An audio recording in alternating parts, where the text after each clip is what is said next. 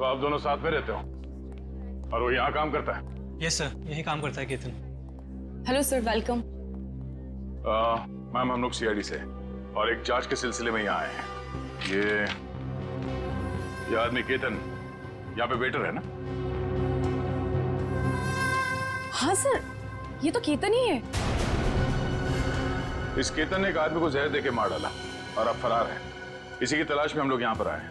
लेकिन सर ये तो काम छोड़कर जा चुका है यहाँ से। पर केतन किसी का खून नहीं कर सकता। एक मिनट, वो कुछ दिन पहले काम छोड़ चुका है? हाँ मैम, ये एक दिन ड्यूटी के बीच में से ही चला गया था और फिर लौटकर आज तक नहीं आया। कहाँ चला गया वो? सर एक लड़की थी, मतलब शायद है, उसके साथ गया था वो। कौन लड़की? सर एक कस्टमर थी हमारी, करीब 1 महीने पहले से उसने हमारे कॉफी शॉप में आना शुरू किया था। वो रोज आती थी।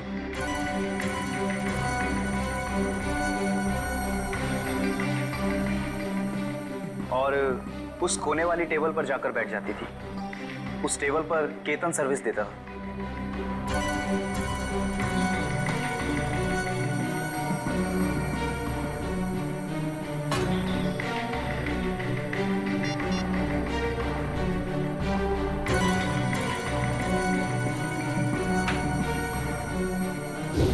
सर केतन ने उसका नाम भी बताया था हमको।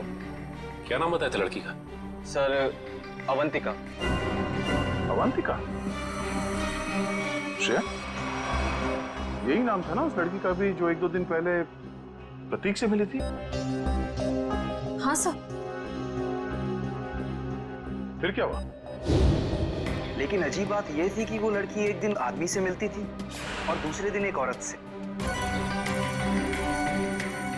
दोनों से अलग अलग घंटों बातें करती थी, मगर कभी भी दोनों से एक साथ नहीं मिली वो। उन तीनों ने अचानक ही आना बंद कर दिया। अवंतिका की राह देखते देखते केतन निराश हो गया। किसी काम में उसका मन ही नहीं लगता। Ketan, what's wrong with you? तुम्हें हो क्या गया अचानक? तुम ना ही तो पहले की तरह सर्विस देते हो और ना ही ऑर्डर ठीक से लेते हो। और तो और तुम उस टेबल पर लोगों को बैठने से मना क्यों करते हो? Sorry ma'am. देखो, सॉरी वॉरी यहाँ नहीं चलेगा। तुम्हें काम करना है तो ठीक से करो, वरना छुट्टी लो।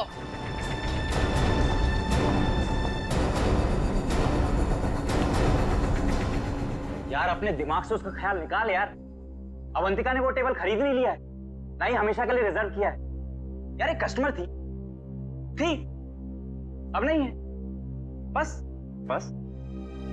नहीं यार, मैं उसे भूल नहीं पा रहा हूँ।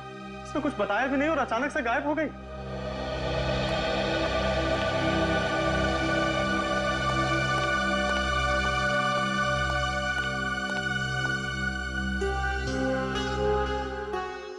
और सर तभी कैफे के बाहर कोई आया और केतन उसे देख के तुरंत बाहर चला गया। क्या हालत क्या बना रखी है तुमने? शायद वो अवंतिका ही थी, शॉल से अपना चेहरा छुपाए हुए। और केतन सब कुछ छोड़कर उसके पीछे भाग गया। अच्छा, उस आदमी और औरत के बारे में आप लोग कुछ बता सकते हैं जो अवंतिका से मिलने आते थे? नहीं सर, उनके बारे में हम कुछ नहीं जानते। देखिए, हमें इस कॉफी शॉप के अंदर की बाहर की सारी सीसीटीवी फुटेज चाहिए जब से अवंतिका यहाँ आती थी। श्योर मैम, मैं अरेंज करवाती हूँ।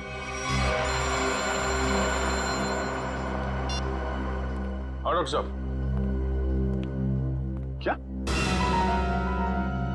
क्या बात कर रहे हैं सर आप? पर ऐसे कैसे हो सकता है? ठीक है सर, मैं एसीपी साहब से बात करता हूं।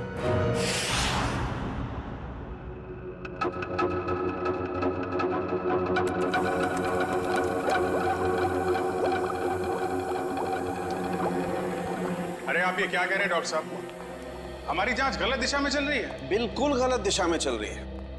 आप लोगों का मानना है कि प्रतीक ने जूस पिया और मर गया। हाँ? वेल, जो देखा गया और जो सुना गया वो पूरा सच नहीं है। प्रतीक ने जो जूस पिया था उसका केमिकल टेस्ट करने के बाद हमें यह पता चला कि उसमें कोई जहर नहीं था, बल्कि एक ड्रग था। ड्रग? हाँ, लेकिन प्रतीक ने जूस पिया और जूस पीते ही मर गया ना वो। यही तो सबसे ज्यादा चौंकाने वाली बात है अभिजीत।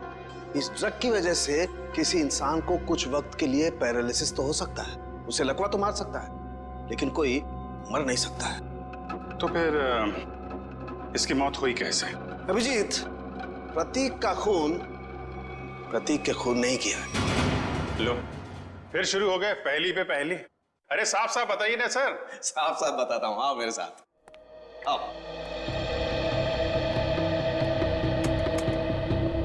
ये देखो, ये प्रतीक की ब्लड सेल्स हैं और ये एक नॉर्मल इंसान के ब्लड सेल्स हैं। दोनों में फर्क है और फर्क ये है कि प्रतीक को थैलेसीमिया है।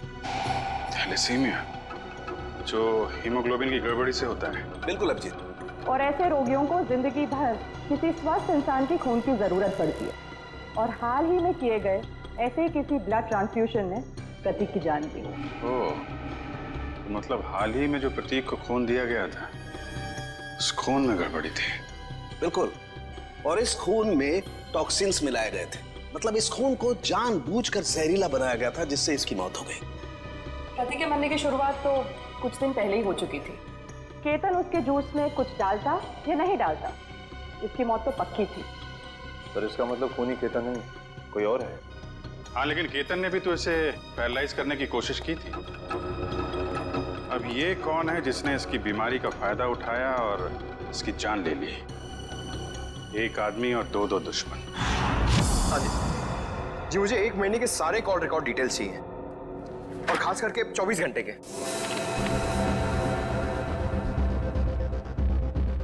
केतन का फोन आखिरी बार जामवार में ट्रेस हुआ था सर। जामवार? तो ये केतन मुंबई से बाहर निकल चुका है? हाँ सर, और सर उसके कॉल रिकॉर्ड्स। सर ये देखिए, सबसे पहले उसने अपने कॉफी शॉप वाले दोस्त ऋषभ को फोन किया, उसके बाद अवंतिका को, मगर अवंतिका का फोन ऑफ आ रहा था। और फिर सर उसने महाराष्ट्र के जामवार में किसी मनन को फोन किया। मनन? अभिजीत, मतलब इस केतन को जामवार से उठाना पड़ेगा, वही बताएगा अवंतिका कहाँ छुप कर बैठी है। और फिर ये भी पता लगाना चाहिए इन दोनों का क्या संबंध है उस कॉफी शॉप वाले औरत और आदमी के साथ। सर अवंतिका का तो पता नहीं, लेकिन हम उस आदमी और उस औरत तक पहुंच सकते हैं जिनसे वो कॉफी शॉप में अलग अलग मिलती थी। ये देखिए सर।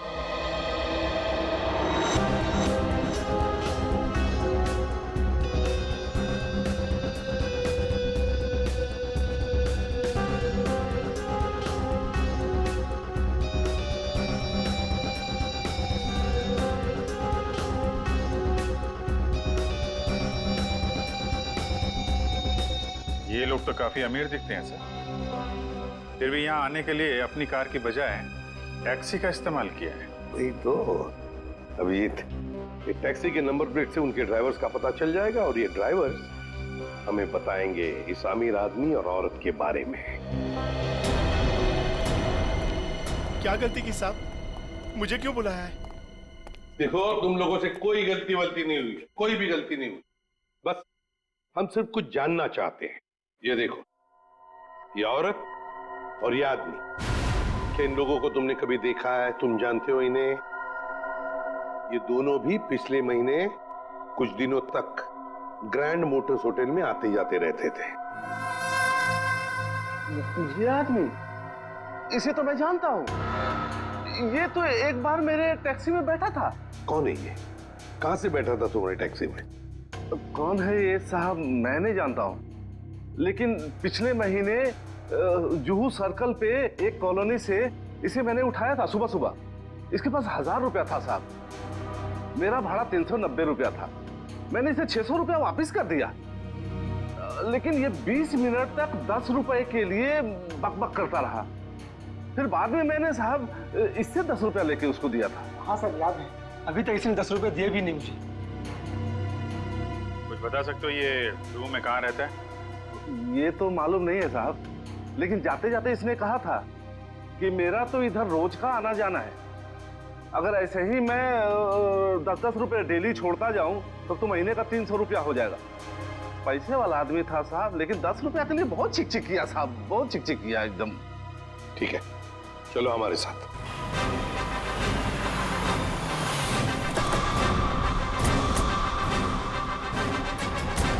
कहाँ पे? हाँ जी सर, यहीं से मैंने उठाया था उसको और होटल से लाने के बाद यहीं पर छोड़ा भी था मैंने उसे। यहाँ पे जी। यहीं आसपास कहीं रहता होगा। आसपास चेक करो, पूछो लोगों से।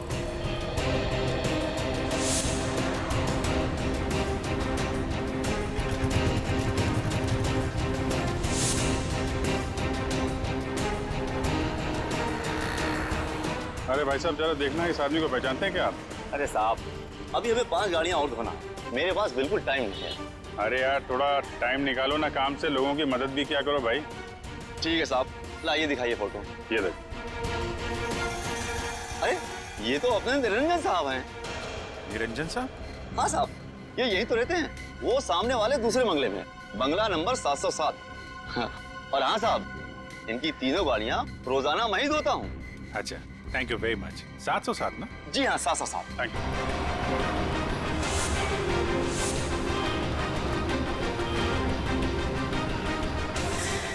मेरे पति देव मुझे बीच महास्थान में छोड़ के चले गए।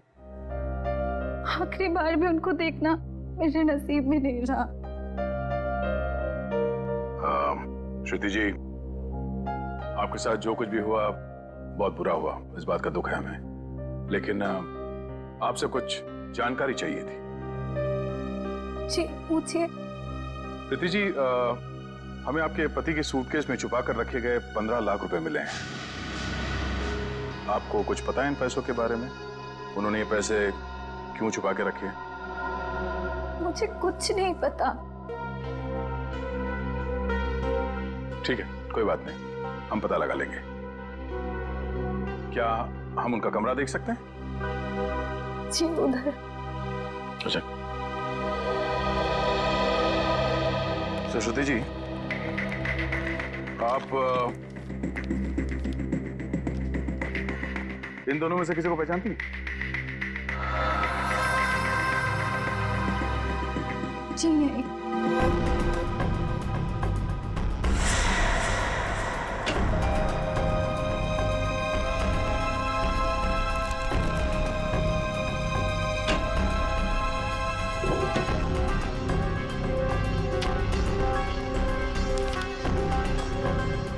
ये प्रतीक ऐसा क्या काम करता था कि अलग अलग अकाउंट से इतने सारे पैसे आए हैं यहाँ पे?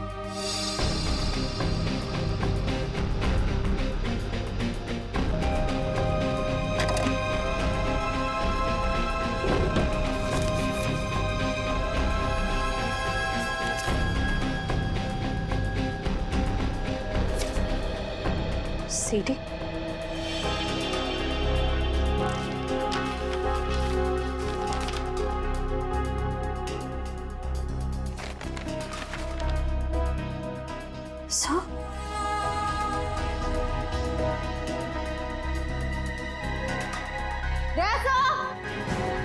आशा, ये देखिए।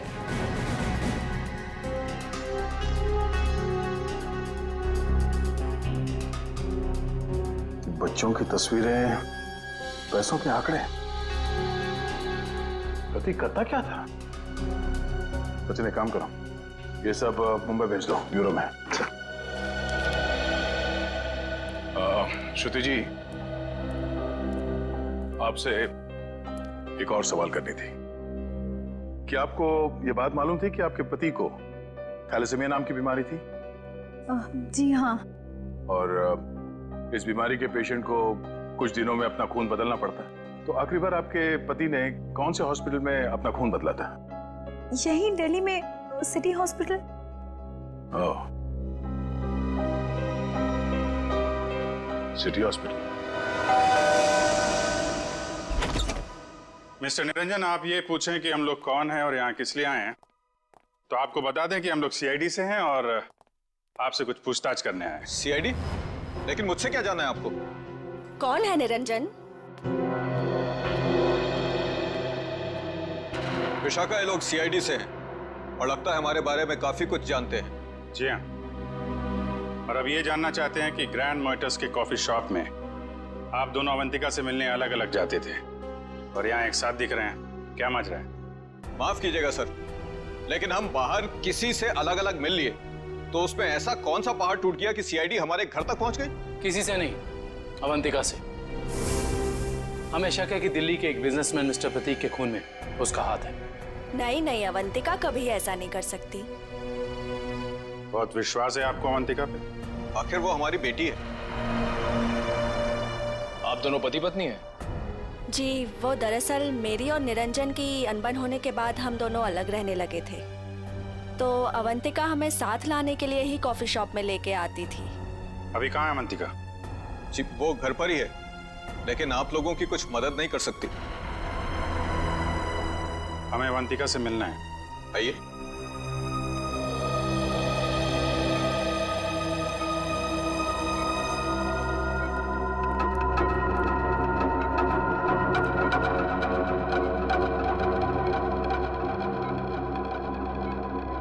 क्या हुआ इसे? सीढ़ियों से गिर गई थी, सिर में चोट लगी है, तब से कोमा में है। डॉक्टर्स ने कहा है कि कुछ महीनों में इसे होश आ जाएगा, इसीलिए इसे हम घर ले आए और घर से ही सारा ट्रीटमेंट चला रहे हैं। नर्स मिशा इसकी देखभाल के लिए पूरे दिन घर पर ही रहती है। मिशा, कैसी हालत है अवंतिका की? सर अभी तो कुछ कह ही नहीं सकते कि इन्हें कब होश आएगा। अब तो अवंतिका में सिर्फ जान बची है, मगर शरीर और दिमाग पूरी तरह नाकाम है। अब इस केतन को ढूंढना ही पड़ेगा।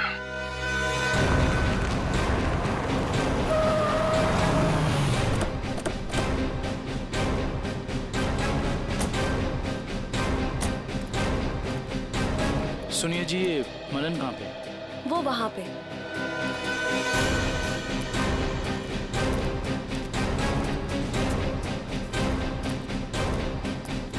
ये मनन। हाँ जी, आप कौन? जरा केतन को बुलाओ, उससे मिलना है। कौन केतन? यहाँ कोई केतन नहीं रहता। देखो, केतन ने तुम्हें आखिरी फोन किया था, इसलिए तुम्हारे तक पहुंचे हैं। अब अगर झूठ बोलोगे तो तुम्हें भी साथ में ले जाएंगे। कहाँ ले जाएंगे?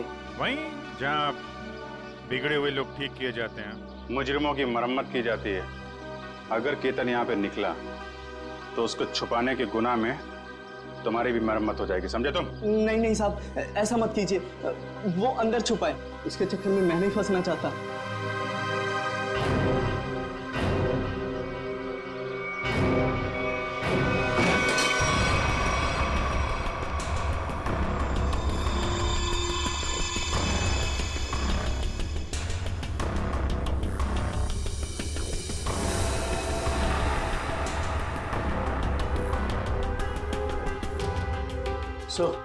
यहाँ तो सब बंद है, यहाँ से भागना तो नामुमकिन है।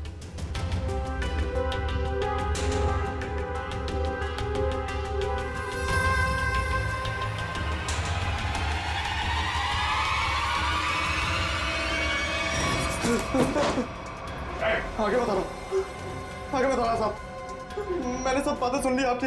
अगर आप आगे आए तो मैं खुद को मारूंगा साहब। अरे वाह, वहाँ दिन दहाड़े होटल में जूस में ड्रग मिला के आदमी को मारने की हिम्मत है तुम में, और यहाँ इतने डर गए हो कि खुदकुशी कर रहे हो? नहीं साहब, मैंने नहीं मारा साहब, मैंने उसे नहीं मारा। तो उसने कहा था उस दवा से प्रतीक कुछ दिनों के लिए कुछ भी नहीं कर पाएगा, पैरालिसिस हो जाएगा उसे। हाँ, ये तो तुम सही कह रहे हो। अब ये भी सही सही बता दो कि किसने कहा था। देखो केतन, अगर कातिल को पकड़वाने में तुमने हमारी मदद की तो तुम्हारी सजा कम भी हो सकती है, हैं?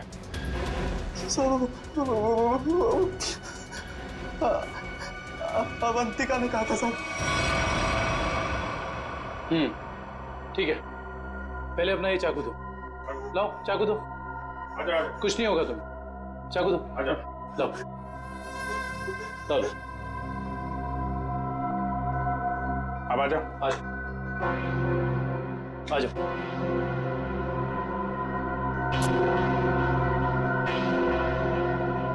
तो अवंतिका ने कहा और तुमने कर दिया। एक लड़की के प्यार में इतने अंधे हो गए थे? साहब, अवंतिका को बहुत बुरी तरह मारा था प्रतीक ने, मुझसे उसका दुख देखा नहीं गया, इसलिए उसकी मदद करने का फैसला कर लिया साहब, और नौकरी की परवाह किए बिना उसके साथ निकल गया साहब। देखो केतन, मुझे पता है कि तुम मुझे बहुत पसंद करते हो, पर इस वक्त मैं बहुत अकेले हूँ और सिर्फ तुम ही मेरी मदद कर सकते हो। प्लीज मना मत करना। प्लीज आप रोइए मत, मुझे बताइए क्या कर सकता हूँ मैं आपके लिए। एक आदमी है प्रतीक, मुझे उसके चंगुल से बचा लो, वरना तुम इस अवंतिका को हमेशा के लिए खो दोगे। मैं आपको कुछ नहीं होने दूंगा। ये रहे मेरे पापा के जायदाद के कागजात, इसे प्रतीक को दे देना और इसे भी। जब प्रतीक जूस पीते नीचे गिर पड़ा तो मुझे लगा अवंतिका ने मेरे हाथों से जहर दिलवाकर मरवा दिया साहब। मैं डर गया साहब, मैं डर के वहां से भाग गया साहब। उसके बाद अवंतिका ने कभी मेरा फोन नहीं उठाया साहब, नहीं मुझे कभी फोन किया। अवंतिका ने धोखा दिया साहब मुझे।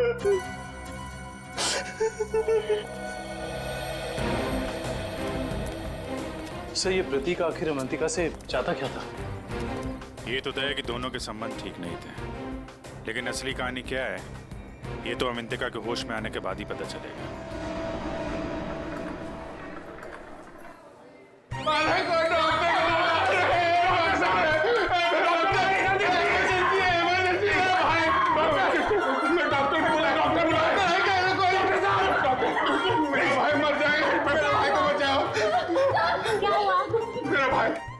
प्रतीक भैया वो मर जाएंगे, उसे बचा लीजिए, डॉक्टर को बुलाइए प्लीज प्लीज। जल्दी मेरा भाई।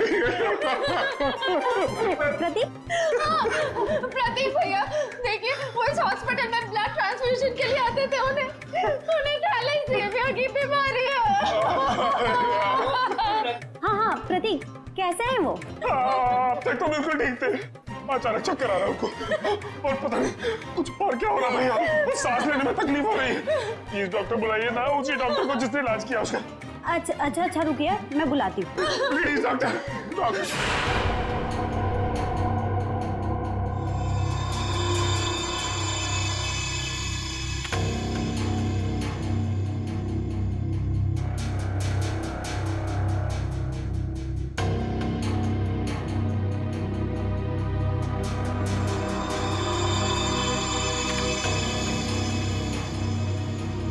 प्रतीक ने इन बच्चों की फोटो काफी संभाल के रखी थी।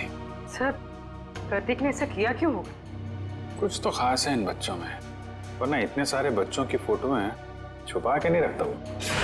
सर वो पेशेंट प्रतीक, उसके रिश्तेदार आए हैं, उसकी तबीयत खराब है, वो आपसे फिर से इलाज कराना चाहते हैं। सर इन सारे बच्चों के बारे में बहुत ही खास बात पता चली है। वो क्या?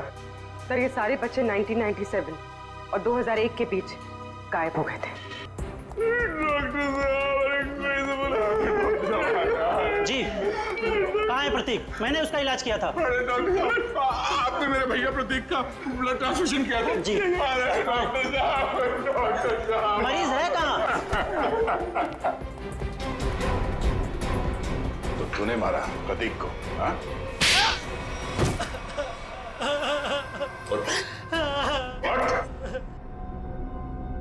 कौन है आप लोग? सीआईडी। अब फटाफट बकना शुरू कर, वरना बताता हूँ। मेरे पास एक आदमी का फोन आया था, उसने मुझसे कहा प्रतीक को जहर मिला हुआ खून देना है जिससे वो मर जाए, इसलिए मैं। शर्म नहीं आती तुम्हें? एक डॉक्टर होके तुमने मरीज का खून किया। सॉरी, वो गलती हो गई। उस आदमी ने कहा था कि मिशा नाम की औरत आएगी और इस काम के बदले अच्छा खासा रकम देगी, तो मैं लालच में आ गया। ओह मिशा। नर्स मिशा इसकी देखभाल के लिए पूरे दिन घर पर ही रहती है। ओह नो, ये मिशा अभी अवंतिका की देखभाल कर रही है। चलो।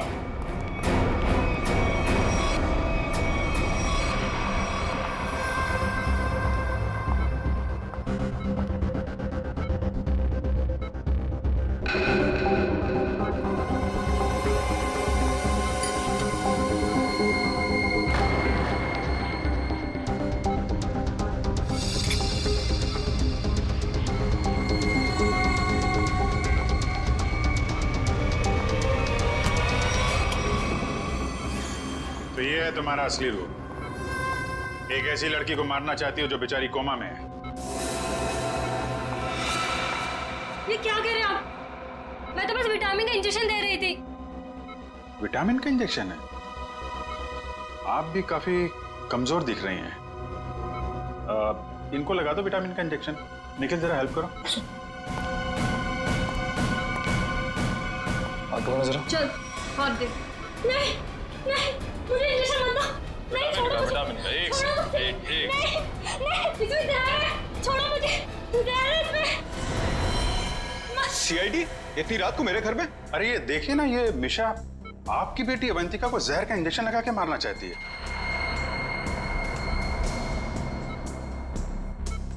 आपकी बेटी अवंतिका आपकी बेटी?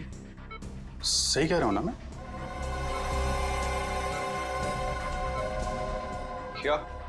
क्या मतलब है आपका? Thank you very much sir. ये तो कंफर्म हो गया। प्रतीक के घर से मिले डीवीडी में जो अमीर लोगों के नाम मिले थे वो खोए हुए बच्चों के पेरेंट्स ही हैं सर। और ये जो नाम के आगे करोड़ों के आंकड़े लिखे हैं ये उनकी संपत्ति के डिटेल्स हैं। तो फिर अभिजीत, ये प्रतीक इस लिस्ट को लेकर क्या कर रहा है? पूरी काम करो, पेरेंट्स की लिस्ट में से किसी भी एक पेरेंट को फोन लगा अभी। सर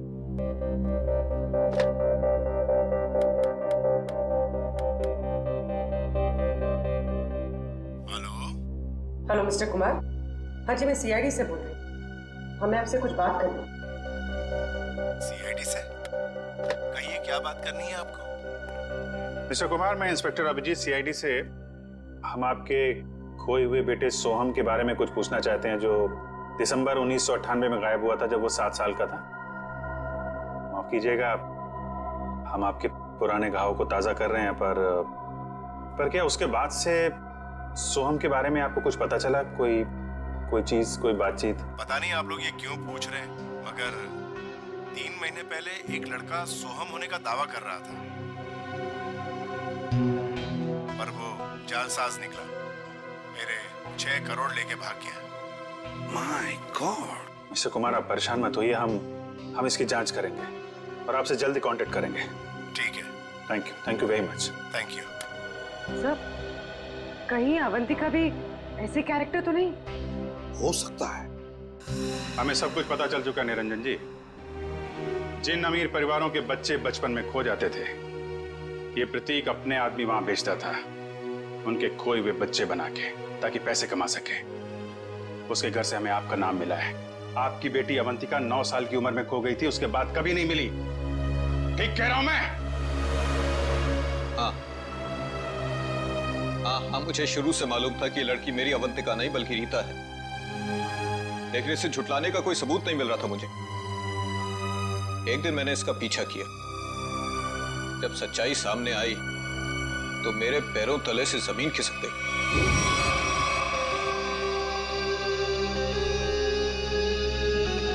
पागल हो गई हो तुम? ये हमारा बिजनेस है रीता। हम उन अमीर लोगों को लूटते हैं जिनके बच्चे उनसे काफी पहले बिछड़ चुके हैं। कुछ देर के लिए नकली सही, लेकिन उनको उनका बच्चा तो मिल जाता है ना, और हमें उनकी दौलत। प्रतीक जी, मुझे माफ कर दीजिए। मुझसे अब और ये नाटक नहीं होगा। कैसे नहीं हो सकता? 55 करोड़ रुपए का प्लान है। इस तरह अगर तुम बीच में छोड़ के चली गई तो अरे ये किराए पे पानी फिर जाएगा। समझने की कोशिश कीजिए प्रतीक जी। उस निरंजन को मुझ पर शक हो गया है, और इस तरह कब तक मैं उनकी बीवी विशाखा को बेवकूफ बनाती रहूंगी? अगर उस निरंजन ने डीएनए टेस्ट करवा दिया तो मैं तो सीधा जेल में चली जाऊंगी। कुछ नहीं होगा, तुम बस निरंजन से पैसे निकलवाना शुरू तो करो। जैसे ही तुम सारे पैसे मेरे हवाले कर दोगी, वैसे ही मैं तुम्हें आजाद कर दूंगा। प्रतीक जी, मैं फंस जाऊंगी। मेरे अगले ट्रिप तक अगर तुमने मुझे 15 लाख रुपए निरंजन से लाकर नहीं दिए ना, तो इस बार भी तुम मेरे हाथों बहुत बुरी तरह मार खाओगे। समझे तुम? मेरी भावनाओं के साथ खिलवाड़ किया था प्रतीक और इस रीता ने। मुझे लूट कर बर्बाद करना चाहते थे। मैंने इस ईशा की मदद से दिल्ली के उस डॉक्टर को खरीदा और प्रतीक को जहरीला खून चढ़वा दिया और इस अवंतिका को खुद सीढ़ियों से धक्का दिया। वो मरी तो नहीं, लेकिन कोमा में चली गई। आपके साथ जो हुआ बहुत बुरा हुआ, लेकिन आप कानून की मदद लेने के बजाय खुद मुजरिम बन गए। अब आपको और इस मिशा को जेल जाना होगा अपने गुनाहों की सजा भुगतने।